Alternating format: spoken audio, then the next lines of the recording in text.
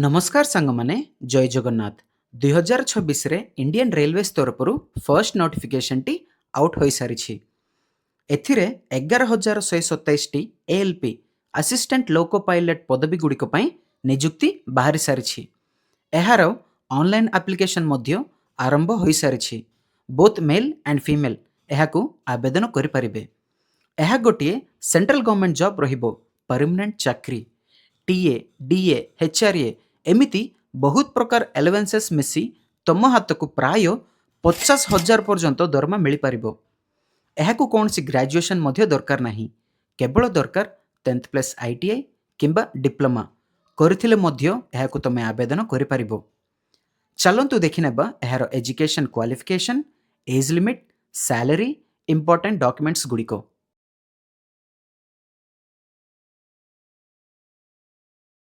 एठार तुम देखि पारुथबो आरआरबी एलपी रिक्रूटमेंट 2026 डिटेल्स बोली। Organisation name railway recruitment board RRB. Type of job regular basis, एहा गोटिए रेलवे रो परमानेंट चाकरी। कैटेगरी देखिले central government job, railway job, एहा railway job, central government job के मध्य एही अवकाश को मिस करंतु नाही। Name of the post assistant loco pilot. Assistant loco pilot माने ट्रेन ड्राइवर को तमे असिस्टेंट रूप में रहिबो। अति जल्दी तमे लोको पायलट मध्य हेबो। एठार तुम देखिले टोटल पोस्ट 11,127 टी अछि। एहा गोटिए बड़ नियुक्ति के मध्य छाड़ंतु नाही। एप्लिकेशन मोड विषय आसिले एहा ऑनलाइन रे तमे आवेदन करि पारिबो। Who can apply? All India candidates.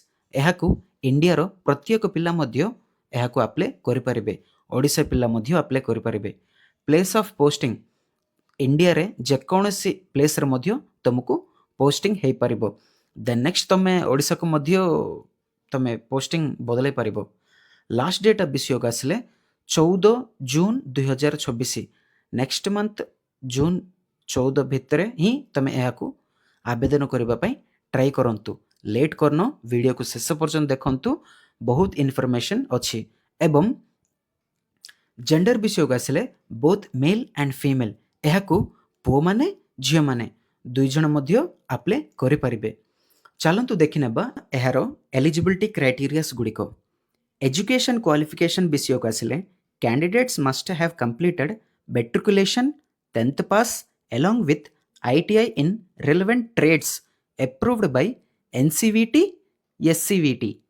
माने तमे 10th पास सहित आईटीआई करथिले एही जॉब को तमे आवेदन करि परिबे। एवं तमे कहि परिबो आज्ञा मोर डिप्लोमा अछि बोली। Diploma in engineering, mechanical, electrical, electronics, automobile streams. तमे डिप्लोमा करथिले मध्य एहाकु तमे आवेदन करि परिबो। आउ के जण कहंती आज्ञा मु आईटीआई करनी, डिप्लोमा करनी, माने तमे कौनसी डिग्री माने इंजीनियरिंग करथिले मध्य एहाकु तमे आवेदन करि परिबो। तमे एठार देखि पारुथबो candidates have a combination of various engineering disciplines may also be eligible as per RRB norms। माने तमे 10th प्लस ITI करथिले एहाकु अप्लाई करि परिबो, डिप्लोमा करथिले एहाकु अप्लाई करि परिबो, इंजीनियरिंग करथिले मध्य एहाकु तमे आवेदन करि परिबो। सेति पई एही नोटिफिकेशन टु किया मध्य छाडंतु नाही। वीडियो को शेष पर्यंत देखो, अन्य इन्फॉर्मेशन मध्य लास्ट रे तुमको कहिबी। एवं आरआरबी रिक्रूटमेंट वैकेंसी डिटेल्स गुडी को देखिले एठार तमे जोन वाइज रे डिटेल्स देखि परिबो। एठार तमे देखिले भुवनेश्वर को देखंतु 801 पोस्ट गुडी को खाली अछि। 801 पोस्ट गुडी को भुवनेश्वर जोन को खाली अछि। एहा गोटिए बड़ नियुक्ति के मध्य छाड़ंतु नाही। एठार तुम देखि पारथिबो जोन वाइज रे केते केते खाली गुडी को अछि।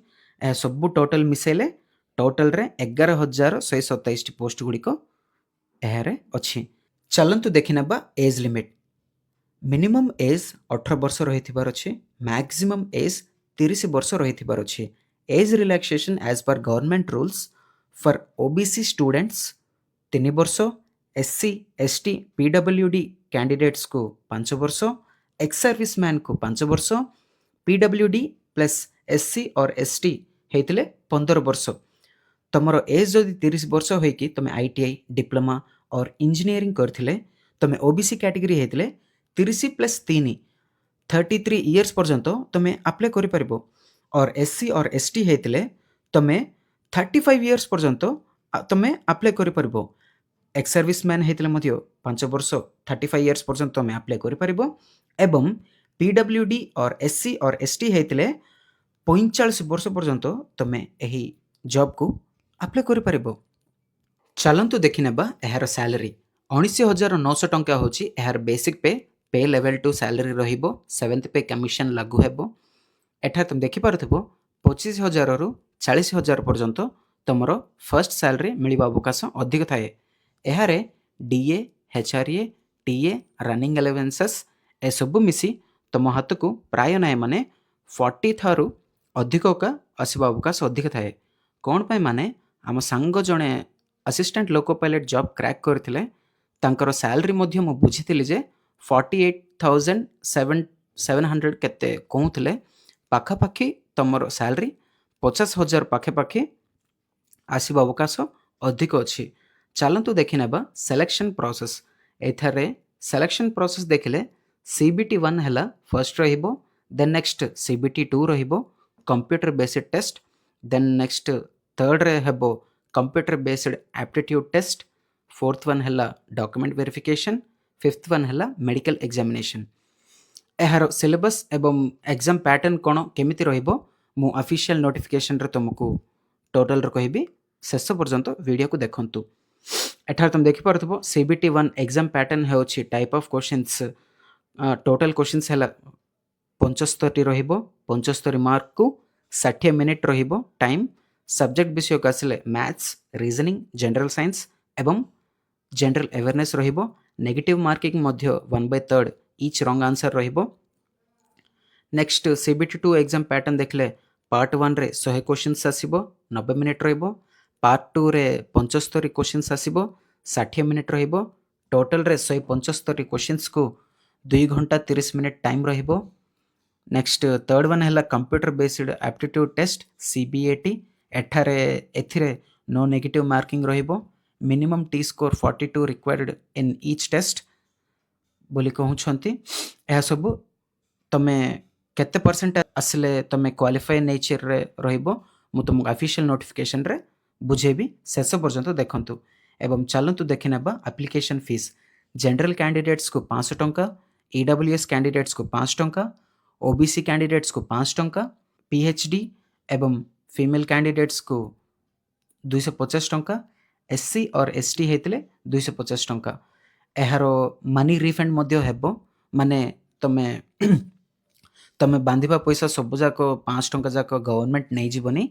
एथिरे केते अमाउंट तुमको रिफंड हेबो, मनी बैक हेबो ताहा विषय मध्य मु तुमको ऑफिशियल नोटिफिकेशन रे बुझाइबी। शेष पर्यंत देखंतु।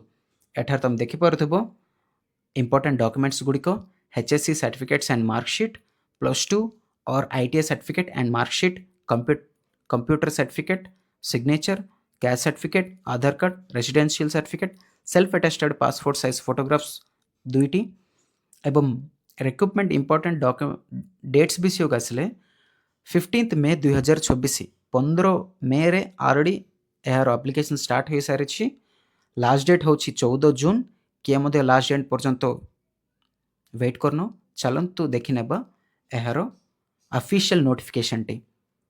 एठार तुम देखि पारुथबो government of India ministry of railways railway recruitment boards centralised employment notice CEN number 1 by 2026 recruitment of assistant loco pilot ALP।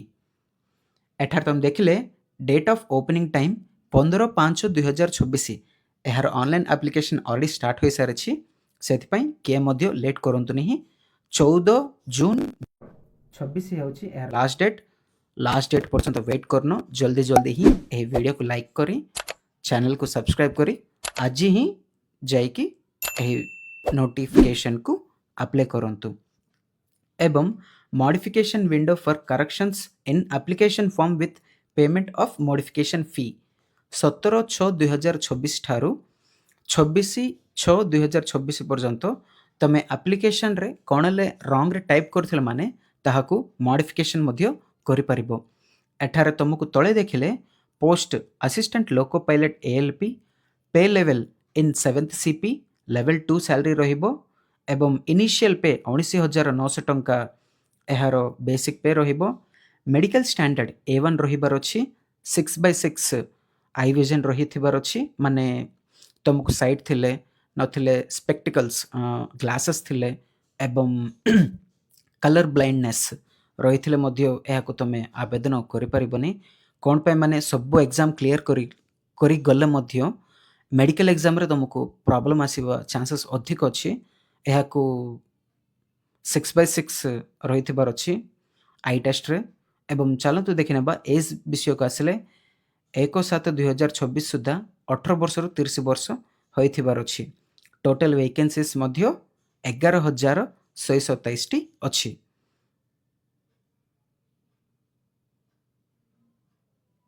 ଚାଲନ୍ତୁ ଦେଖିନେବା ସେମିତି ତଳକୁ ଗଲେ ଏଠାରେ ଥିବ RRB vacancies A1 ଏଠାରେ ତମେ ଦେଖିପାରୁଥିବ। vision standards A1 physical fit in all aspects। distance vision 6 ରହିବାର ଅଛି। 6/6 6/6 without glasses with fogging test must not accept plus 2D ଏବଂ near vision on 0.6 ରହିବାର ଅଛି। 0.6 without glasses and must pass test for color vision, binocular vision, field of vision, night vision। ସେଥିପାଇଁ କି ତମକୁ A1 medical standard ରହିଥିବାର ଅଛି। ଏବଂ next ତମେ ଦେଖିଲେ ନ୍ୟାସନାଲିଟି ସିଟିଜେନସିପ୍ ତମେ ମଷ୍ଟ ହାଭ୍ରେ ଇଣ୍ଡିଆନ୍ ହେଇଥିବାର ଅଛି। ଇଣ୍ଡିଆନ୍ ଏକା ହେଇଥିବ ବୋଲା। ନେକ୍ସଟ ଏଜ୍ ଲିମିଟ୍ ବିଷୟକୁ ଆସିଲେ 18 to 30 ଇୟର୍ସ ଅଲରେଡ଼ି ଆମେ କଥା ହେଇସାରିଛୁ। 3 ଇୟର୍ସ OBC କୁ and 5 years SC ST ex service ମ୍ୟାନ୍କୁ। ଏବଂ ଏଠାରେ ତମେ ଦେଖିପାରୁଥିବ ଏଜ୍ ରିଲାକ୍ସେସନ୍ ମଧ୍ୟ SC ST କୁ ମଧ୍ୟ 45 ଇୟର୍ସ ପର୍ଯ୍ୟନ୍ତ ତମେ ଆପ୍ଲାଏ କରିପାରିବ। OBC କୁ 30 ଇୟର୍ସ ପର୍ଯ୍ୟନ୍ତ ତମେ 38 ଇୟର୍ସ ପର୍ଯ୍ୟନ୍ତ ତମେ ଆପ୍ଲାଏ କରିପାରିବ। ଡେଟ୍ ଅଫ୍ ବର୍ଥ ମଧ୍ୟ ତମେ ଏଠି ଦେଖିପାରୁଥିବ। Upper limit of date of birth ବିଷୟକୁ ଆସିଲେ ତମେ OBC ଇଏ ହେଇଥିଲେ 2/7/1996 ଟୁ ଅଧିକ ଥିବାର ନାହିଁ। OBC NCL ହେଇଥିଲେ 2/7/1929 ପର୍ଯ୍ୟନ୍ତ ତମେ ଅଧିକ ଥିବାର ନାହିଁ। SC or ST ହେଇଥିଲେ 2/7/1991 ପର୍ଯ୍ୟନ୍ତ ତମେ ଅଧିକ ଥିବାର ନାହିଁ। ଏବଂ ଲୋୱର ଲିମିଟ୍ ଡେଟ୍ ଅଫ୍ ବର୍ଥ ବିଷୟକୁ ଆସିଲେ 1/7/2008 ରୁ ଅଧିକ ଥିବାର ନାହିଁ। ଏବଂ ସେମିତି ତଳକୁ ଏଠିକି ଆସିଲେ ଏକ୍ଜାମ ନୋଟିଫିକେସନ୍ ଫିସ୍ ମଧ୍ୟ ତମେ ଦେଖିପାରୁଥିବ। ଏଠାରେ ତମେ ଦେଖିପାରୁଥିବ for all candidates except 5 categories mentioned below number out of the fees 500 an amount of 400 shall be refunded during dedicating bank charges on appearing the first stage of CBT। माने तमे online application रे 5 टंका तमे apply करबाको बांधिथिबो। तमे जदि CBT1 examination को attend hello माने CBT1 exam जाय कि तमे लिखलो माने 400 टंका तुमको अमाउंट बैक हे जिवो। 400 टंका तुमको अमाउंट रिफंड हेबो एवं 250 टंका बांधिले मध्य तुमको अमाउंट रिफंड हेबा चांसेस हेबो। Next shall be refunded due to course during the bank charges applicable। SC ST ex serviceman female ଏହି ଲୋକଙ୍କୁ 250 ଟଙ୍କା ଯାକ ତୁମକୁ ମାନି ରିଫଣ୍ଡ ହେଇଯିବ। ଏବଂ ଚାଲନ୍ତୁ ଦେଖିନେବା ଫାର୍ଷ୍ଟ ଷ୍ଟେଜ୍ ହେଉଛି CBT1, ସେକେଣ୍ଡ ଷ୍ଟେଜ୍ ହେଉଛି CBT2, computer based test CBAT, document verification DV ଏବଂ medical examination ME। First stage CBTରେ ତୁମକୁ एग्जाम पैटर्न हला 60 मिनट्स रहिबो। नंबर ऑफ क्वेश्चंस 75 मार्क्स रहिबो। गोटे क्वेश्चन को गोटे मार्क रहिबो। 1/3 नेगेटिव मार्किंग रहिबो। एवं एथिरे तमे CBT2 को क्वालिफाइंग हेबार अछि माने अनरिजर्वड एवं EWS को 40% मार्क्स आसीबार अछि ओबीसी को 30%, एससी को 30%, एसटी को 25%। यही मार्क्स जब तुम 75 रु 40% तुम क्लीयर करदेल माने तुम सीबीटी 2 को एलिजिबिलिटी हेबो। एथिरे कौन कौन रहिबो? मैथ्स रहिबो, मेंटल एबिलिटी रीजनिंग रहिबो, जनरल साइंस रहिबो। ये मैथमेटिक्स रे आसीबा चैप्टर्स कौन कौन माने number systems, BODMAS, decimals, fractions, LCM, HCF, ratio and preposition, percentage, mensuration, time and work, time and distance, यह सब मैथमेटिक्स रहिबो। एवं रीजनिंग रे analogies, alphabetical and number series, coding and decoding, mathematical operations, relationships एवं jumbling, एमिति ए सब जाक रीजनिंग रे रहिबो। जनरल साइंस रे तुम देखिले फिजिक्स, केमिस्ट्री एवं लाइफ साइंस, बायोलॉजी रहिथिबार दरकार 10th स्टैंडर्ड लेवल रे रहिबो। यह सब जाक तुम 40% रु अधिक क्लियर करले तुम सीबीटी 2 के सिलेक्ट हेबो। सीबीटी 2 को एग्जाम पैटर्न विषय को आसिले सीबीटी 2 रे दुई प्रकार रहिबो, पार्ट 1 रहिबो, पार्ट 2 रहिबो। Total duration 2 hours and 30 minutes, total questions of 175। Part A रे 90 minutes 100 क्वेश्चंस माने 90 मिनिट रहिबो। पार्ट ए रे 100 क्वेश्चन रहिबो। पार्ट बी रे 60 मिनिट्स रहिबो, 75 क्वेश्चंस रहिबो। ई पार्ट ए वालियाडा तुमको कौन कौन आसीबो माने ए पार्ट ए रे मैथमेटिक्स आसीबो, जनरल इंटेलिजेंस एंड रीजनिंग आसीबो, बेसिक साइंस इंजीनियरिंग रो आसीबो। एवं पार्ट बी रे तुमको कौन माने ये रहिबो माने ट्रेड टेस्ट रहिबो। एठार तुम देखि परथबो part B of the syllabus is please check the part B रे तुमको syllabus candidates with ITI trade apprenticeship qualification trade test रहिबो। सेथिपाई कि तुम एठारे 90 मिनिट्स 100 क्वेश्चंस तुम क्लियर करबार अछि। 60 मिनिट्स रे ई 75 क्वेश्चंस ट्रेड धरकी तुम एहाकू क्लियर करबार अछि। देन नेक्स्ट तुमको रहिबो एठार तुम देखि पारथबो पार्ट बी को कौन कौन दरकार माने क्वालिफिकेशन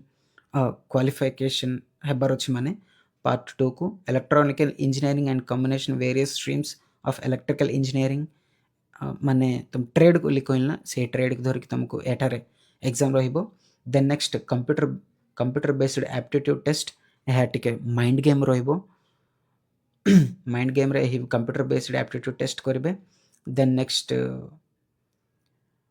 तुमको डीवी रहिबो, डॉक्यूमेंट वेरिफिकेशन। देन नेक्स्ट तुमको मेडिकल एग्जामिनेशन रे मध्य तुम क्लियर करिबार अछि। एवं तळे तुम देखि पारथबो हाउ टू अप्लाई बोली एहा होछि आरआरबी एलपी टेक्नीशियन रो नोटिफिकेशन, फुल नोटिफिकेशन टी एठार तुम देखि पारथबो। भुवनेश्वर आरआरबी bbs.gov.in रे सबु तुम एहा को अप्लाई करि परिबो एवं सब डिटेल्स मध्य जानि परिबो। एठार तुम देखि पारथबो एहा सब जाक इंस्ट्रक्शंस गुडी को तळे ऑफिशियल नोटिफिकेशन रो लिंक देबी, दयाकरी चेक करंतु। एठार तुम देखि पारथबो मेट्रिकुलेशन एहा को असिस्टेंट लोको पायलट थिबारो ये तळे कि समिति की आसिले तुम एठार देखिबो भुवनेश्वर कौ कैटेगरी की केते पोस्ट गुडी को अछि।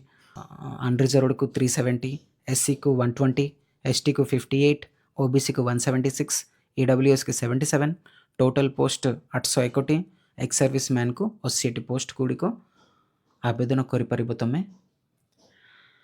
Thank you for watching and please do subscribe to Odisha jobs. एमतिकार भल भल नोटिफिकेशन आउरी तुम हाकू गाणीबी। चैनल को सब्सक्राइब करंतु एवं नो भूलनु आज ही सही नोटिफिकेशन को अप्लाई करंतु। All the best. Thank you for watching. Bye bye now.